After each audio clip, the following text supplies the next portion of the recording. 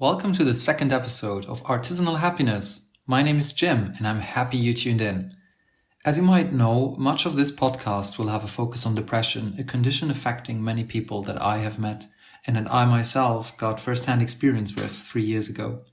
It's a very common problem and its mechanisms are also relevant to the non-depressed population. Because none of them are specific to the clinically depressed, they occur in various levels of intensity in all of our lives and therefore deserve some investigation. Studies suggest that 15 to 20% of people experience depression at some point in their life. And at any one time, about 4% of the world population suffer from it.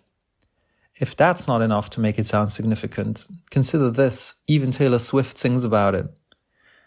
So this just shows you even the rich and famous are not immune. It is the vivid experience of how severe depression was for me that gave me the motivation to work on this podcast, and I'm determined to sublimate the crap out of it. It's a way for me to consolidate what I learned and to pass on some of these lessons for others to benefit from and maybe recover a little faster than I did. So first things first. Episode 2 is all about the mechanisms of depression. Now, I'm not a psychiatrist or a therapist or even a neurologist, so take what I say with several grains of salt, or even a bucketful. My approach is partly scientific, it will be grounded in the research, and partly artisanal with a focus on how I recovered and what I learned in therapy. Before we get deeper into the topic, let me briefly summarize how my depression was triggered. It was 2019 when it started for me, with a very sudden change in my life, a breakup, which represented a profound departure from my trajectory up to that point. I felt like I was on a track. I knew where I was going, or thought I did, and what the future looked like, and I was very focused on that future back then, excessively so. And then suddenly everything broke down. I felt lost. I had lost what I thought was the promised future, and everything was in pieces that I had to painstakingly pick up again and try to fix. Now, how did I cope? I became hypersocial. I was meeting friends left and right and new people constantly because I didn't want to be alone with my thoughts, and being around others helped me feel better. I also went crazy at the gym and developed the physique of a beast because a hyper focus on weightlifting and improving my body was the only thing that seemed to still be under my control. But none of that really solved the underlying issue. And ultimately, I moved to another country, trying to change as much about my life as I could to make the negative feelings go away. I did not consider going through a therapist until 2.5 years after the onset of my depression, and that was, to put it mildly, suboptimal. Therapy is very valuable, it's wonderful, and it basically accelerates your healing. So you should absolutely try it if you're on the fence. But enough talk about me, let's get into the topic. So what does depression do? Well, a couple of things. Depression is like a thick layer of negative thoughts. This layer is omnipresent, like a fog around you that it is almost impossible to see through. And this layer got between me and everything I used to enjoy. Reading novels, I stopped. Playing video games, didn't do it anymore. It sucked the joy out of everything because it didn't allow me to be present. Instead of tasting a piece of cake that I was eating, my mind put the spotlight on the thought of having lost something. So it sucked all the enjoyment out of my daily life. As an example, as soon as I woke in the morning, the negative self-talk started and my mood plummeted. Now that I am in a recovered state, I am able to lie in bed in the morning and focus on the feel of the soft pillow, the warm covers, and how good those silky sheets feel. But for over 2 years, I was not able to do that. So, the dark thoughts are a big problem. What's especially important about this is emotions are actually the product of thoughts to a very large degree. Emotions are not located in an unrelated part of the brain, doing their own thing. If you keep telling yourself in your head how horrible the situation is, how you can't seem to do anything right, and how it's all lost, your feelings will follow your thoughts and that negative self-talk and get darker. So of course I felt profound sadness deeper than I had ever before, and grief.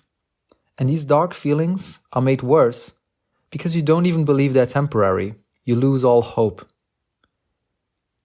And this loss of hope the belief that things will never get better and always stay that way, are terrifying. People can bear a lot if they have hope for the future.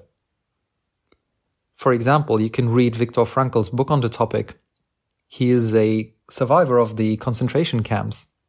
But if the voice in your head says that nothing good is coming in the future, that magnifies your suffering. So we have dark thoughts leading to dark feelings. Why do we even have so many thoughts? We could just sit there and do nothing and just be in the moment like animals. I actually think that would be enviable. Well, but the thing is, humans are storytellers. And we tell us stories about why we do what we do, where we are going. That's a fundamental piece of us. We do it automatically all the time. And one way to experience this is to try Zen meditation. Try to sit still for 10 minutes. Your eyes closed and just stay in the present moment. And you will see how crazy your monkey mind gets and how difficult this really is. We are constantly talking to ourselves. Now, usually, that's not a bad thing, and the storytelling motivates us. It constructs a positive image. This is why over half of all car drivers think that they have above average driving skills, which is, of course, statistically impossible. We need built-in confidence and optimism to take risks and to live our lives. So we tell ourselves, I can do this. I'm fine. But when we are depressed, our story turns from a hero's tale that fuels us into a tragedy that breaks us down. And our subconscious basically works to align ourselves with our beliefs.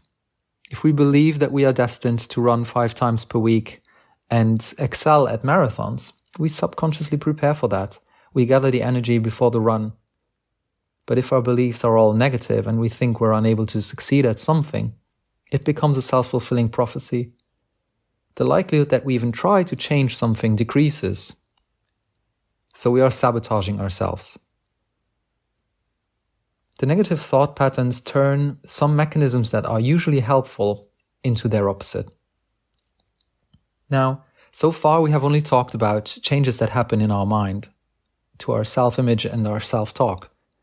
And if these problems stayed confined to our skull, it would not be a big deal. But because depression blocks your motivation, you stop doing many of the things that give your life meaning. You stop hobbies, creative and playful activities. You stop seeing friends, learning, trying new things, being social, listening to music, enjoying movies. Or even if you keep doing all of those things, depression might make them less enjoyable. And this low motivation that you have ultimately leads to a state of affairs where you do have less and less to be happy about in your day. The changes in our mindset seep into our days, and this is what poisons us. Recovery means shutting off the tap of dark thinking. But to get there, we have to go in reverse order. We don't have tools to directly change our brain circuitry. Not yet, at least. How do brain circuits change then? Well, that's called learning. And how do we learn? Through repeated exposure. So we have to change our life, the outside, what we do, for the better, and let that slowly alter us, basically learning a new mindset. When the dark thoughts tap closes, the virtuous cycle becomes self-sustaining again, and the psychological mechanisms that usually motivate us and give us well-being begin to work as intended. Now, Martin Seligman, a psychologist and researcher, suggested in the 1970s that depression can be explained as learned helplessness. According to him, the risk of depression increases in a situation where a person learns that their actions have no effect on the problems they face, and they then become passive and hopeless. They learn to believe that they have no control over their situation and that nothing they do can change it. As a result, they give up trying and become passive, hopeless, and depressed. To illustrate this idea, let's use the analogy of an elephant. In India, baby elephants are tied at the leg with a rope to prevent them from running away. As they grow up, they become used to this restraint and stop trying to break free. A fully grown elephant has more than enough strength to tear the rope apart easily, but he doesn't even attempt to do so, because the past experience has taught him that it's futile. This reflects how irrational and self-defeating the negative beliefs of depression are. They are shackles that bind you only because you believe that they do, so you don't even try to get out of the hole you fell into. Depression, in Seligman's interpretation, is a form of negative learning or dark learning. You learn something that is not actually helpful to you, but rather harmful. Even for people who do not have depression, limiting beliefs are worth investigating. One big difference between experts and amateurs is confidence. Someone like Stephen King, known for his very productive writing routine, has an extensive track record that confirms that he can write, that he has written lots of books before, and so that writing the next one is probably not a big deal. But imagine somebody who dreams of writing their first novel. They have none of his confidence. They have all of the barriers of self-doubt and fear of failure. But Stephen King was like that when he started too. And so there is a direct line leading from the state of an amateur to the state of the accomplished expert. And this is the magic of compounding changes, which is available to us in any area of life, if we only dare to follow it. What's important to remember about this idea of learning and changing over time is that your brain is not static. It can change and adapt based on your experiences and actions. If you learn Spanish at age 16 and you never use it, you will likely forget most of that 10 years later. Our brains do not hold on to anything that is not needed or used. Some call this principle use it or lose it. So like a muscle, if you don't exercise a certain skill or knowledge, it will weaken over time. Nature is very efficient like that. So to learn something new and make it stick in your brain, you need to repeat it over and over again. We are constantly learning and either maintaining the status quo of our brain or shifting gradually to a new state. And like any thought pattern, negative self-talk and depression also need constant reinforcement to be maintained. If we are able to interrupt the behavior that maintains us in the state of depression, it stops and fades. And if we stop long enough, it will fade so much as to leave barely any trace. So depression is learned, and it's a habit of brushing up on dark beliefs to maintain them. When we stop this, when we return to more positive thinking, the depression will fade, as surely as a muscle grows when you keep exercising it. Your neural patterns will shift too if you keep pushing them. Now, this is not easy, of course. Imagine common thought patterns and beliefs like channels in a pile of sand. If we repeatedly pour water down these channels, the water gradually deepens them, and it becomes easier and easier for the water to flow the same way.